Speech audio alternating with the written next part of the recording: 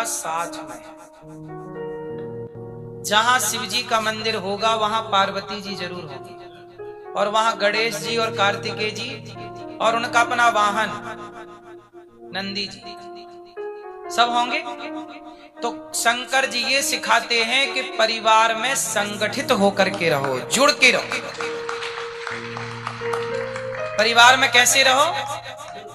अब पत्नी जैसी है उसे निभाओ, ये नहीं कि छोड़ दिया, पति जैसा है निभा। शंकर जी के पुजारी हो, वो बताओ शंकर जी के जल चढ़ा रही है मैया ओम नमः शिवाय, वो पति को तलाक दे रही है। शंकर जी ने तो तलाक नहीं दिया, युगों युगों से साथ हैं। वो तुम 10 साल साथ नहीं रह पाई, 20 साल साथ नहीं रह पाई, बोलो हाँ। तो शंकर जी पहले ये सिखाते हैं कि आप संगठित रहो, परिवार में तोड़ मरोड़ ना हो, नफरत ना हो, परिवार में प्रेम हो। क्या होना चाहिए? ये शंकर जी सिखा रहे हैं कि नहीं?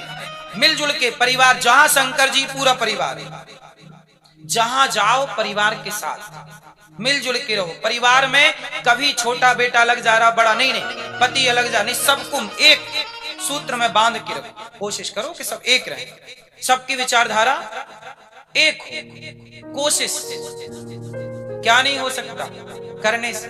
तो आप लोग पहले तो मिलजुल के रहो, पहला मैसेज शिव जी से। बात सही है कि गलत है? अब दूसरा मैसेज शिव जी से, शंकर जी के जटा पे क्या है? गंगा। वो गंगा गर्म है कि ठंडी है?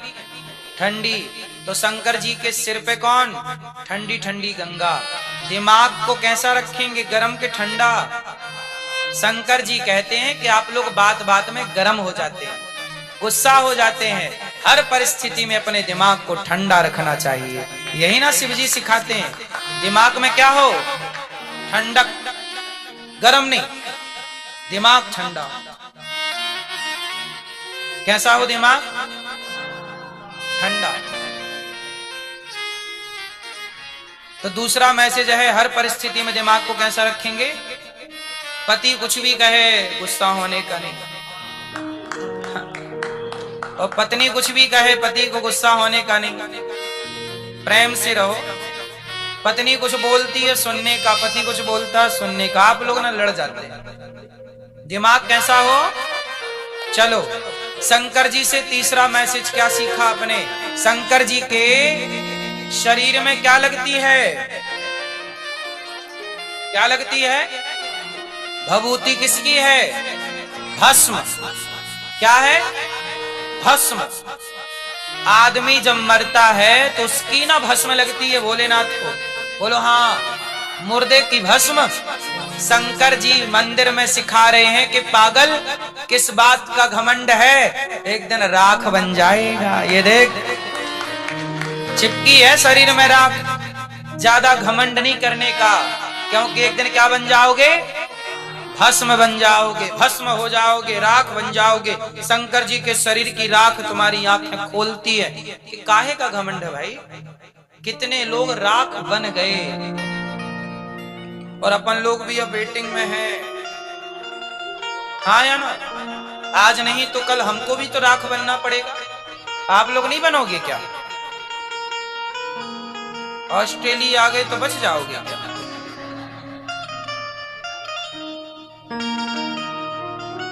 बोलो हाँ। तो शंकर जी पर लगी राख सिखाती है कि घमंड, अभिमान ना करो भाई। जो ईश्वर ने दिया उसे सहजता से स्वीकारो। ईश्वर ने जो दिया वो प्रसाद है, घमंड के लिए नहीं। ठीक है? शिव जी से हमें और कुछ सीखने को मिल रहा है। क्या? शिव जी के गले में सांप है। काहे है भैया? बताओ। एक, इतने सारे हमने बताया, एक आप बताओ। शंकर जी सांपों की माला काहे पहनते हैं? क्यों? क्यों मेरी मां? हाँ, क्योंकि सांप को काल कहा गया है। क्या कहा गया? सांप मतलब मौत, सांप दिख जाए मतलब मृत्यु दिख गई। काल बोलते हैं। क्या? काल। तो शंकर जी के गले में काल है। शंकर जी बोले कि जिसके हृदय में राम होंगे काल उसके गले में पड़ा रहेगा पर कुछ बिगाड़ नहीं सकता। इसलिए कालों के काल महाकाल।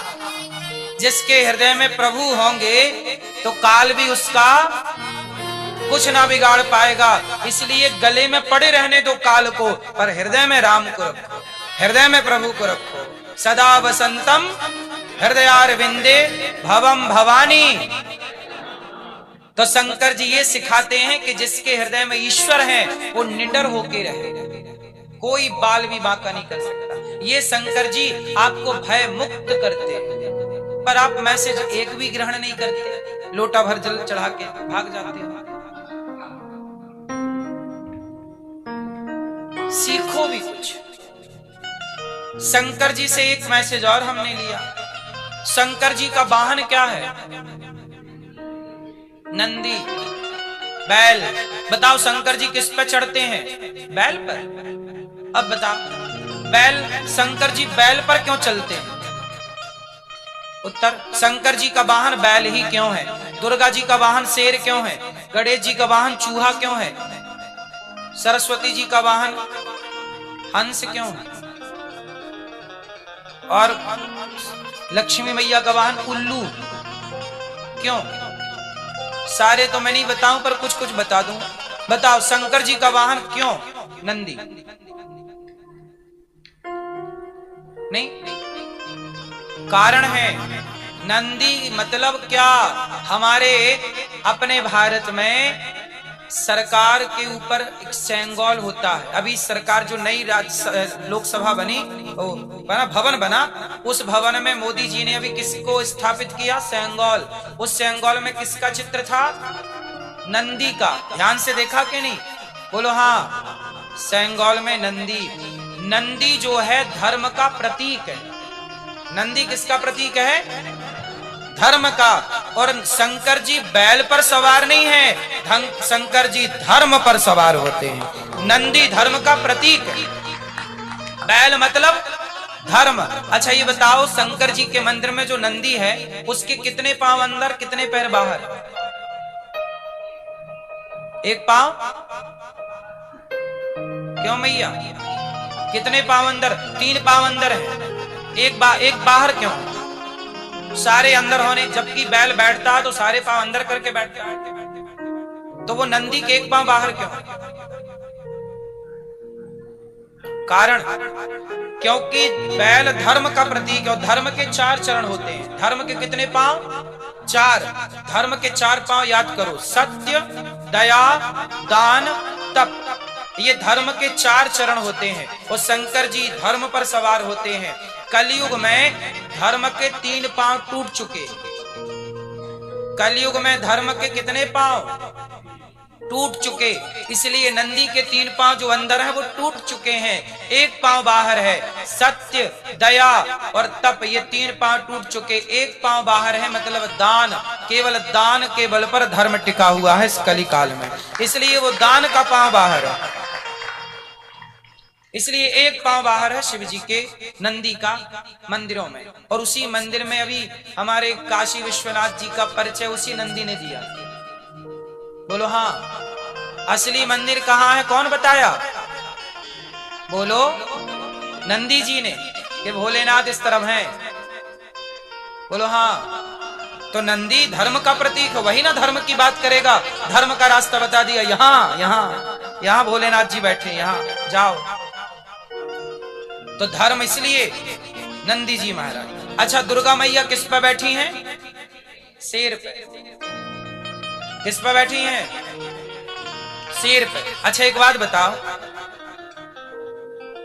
दुर्गा मैया किस पर बैठी हैं? चलो बताओ, शेर पे क्यों?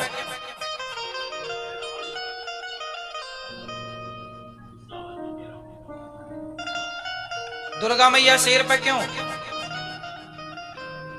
ना, दुर्गा मैया शेर पर इसलिए बैठी हैं क्योंकि दुर्गा माँ है, और माँ कितने हाथ वाली है? दुर्गा मैया कितने हाथ हैं? 8। 8 हाथ हैं। 8 हाथ कब होते हैं? जब 4 लोगों को खड़ा किया जाए। दुर्गा मैया कितने लोग खड़े करेंगे तो 8 हाथ होंगे? 4। दुर्गा मैया कहती हैं हमारे 4 बेटे हैं, ब्राह्मण, क्षत्रिय, वैश्य और शूद्र। हम चारों, दुर्गा मैया कहती हैं कि तुम आपस में लड़ गए, यदि तुम संगठित होते तो शेर की भी सवारी कर सकते थे। तुम आपस में ना लड़े होते तो भारत कभी गुलाम, आपस में लड़ गए इसलिए भारत गुलाम हुआ और सोने की चिड़िया फुर्र से उड़ गई, क्योंकि हम आपस में लड़ते रहो। दुर्गा मैया कहती हैं कि तुम संगठित रहो तो तुम्हारे हाथ 8 होंगे, और जब 8 हाथ होंगे, संगठित होगे, तो जंगल के राजा को भी अपना गुलाम बना सकते हो। तुम्हें कौन गुलाम बनाएगा? पर आप आपस में बिखर गए। आज भी नवरात्रि में लोग दुर्गा जी की पूजा करते हैं, लेकिन दुर्गा जी से मैसेज कोई नहीं लेता। दुर्गा मैया ये कहना चाहती है संगठित रहो। लेकिन आज भी हमारे अपने देश में क्या चल रहा है? जातियों की लड़ाई चल रही है। तेरी ये जाति, मेरी ये जाति, तू बड़ा मैं बड़ा, ये छोटा ये बड़ा। जबकि ये जहर है, इस जहर को हटा देना चाहिए समाज से।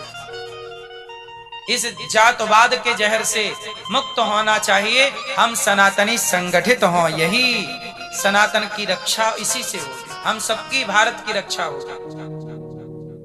लेकिन हम आपस में लड़ते हैं। तो दुर्गा मैया तो कहती है कि एक होके रहो, तब ना शेर को गुलाम बनाओ। पर आप समझते? हाँ, समझ में आई कि नहीं?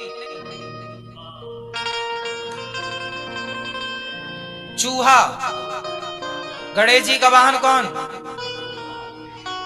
चूहा। क्यों? गणेश जी इतने बड़े हैं, चूहे पर बैठेंगे, चूहा मर नहीं जाएगा?